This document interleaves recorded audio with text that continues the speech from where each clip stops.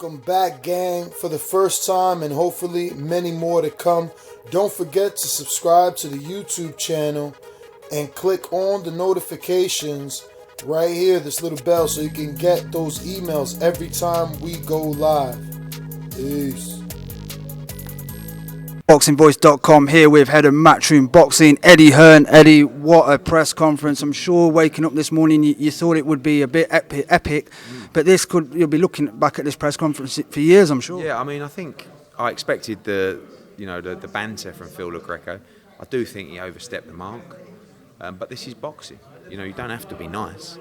But when you start talking about people's wives and stuff like that, I'm not so sure. But it got under Amir's skin. He reacted. He shouldn't have done what he did as well, but you can expect it.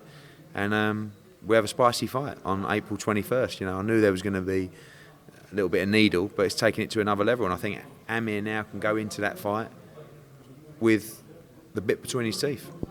Why Greco? Is it a case of this guy has just talked himself into this fight? No, he's a guy who's boxed at elite level and not quite made the grade. Amir Khan's coming back off 2 years layoff, coming back off a bad knockout. I think when you give someone like Greco 13 weeks notice, you get a guy who can mix it at world level.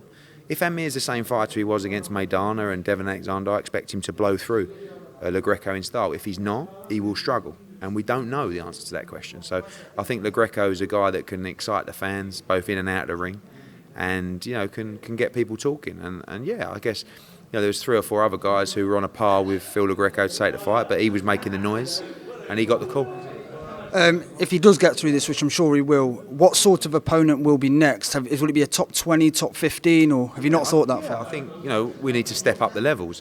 Amir wants to work towards a big fight, at the end of 2018. So that's the plan. He's got to beat Phil Greco, and then we go from there. Would it be fair to say that ideally with Matchroom USA, Amir Khan is the perfect candidate for you to get your name even bigger in America, maybe potentially matching him up with Adrian Broner at the Barclays at the end of the year? Is that the plan? Possibly, yeah. I mean, Amir's a big name in America, and the big names want to fight him as well, and he wants the big fights. Anything's possible. We've got to get through April 21st first, and then ultimately we'll plan towards the big fights at the end of the year. And just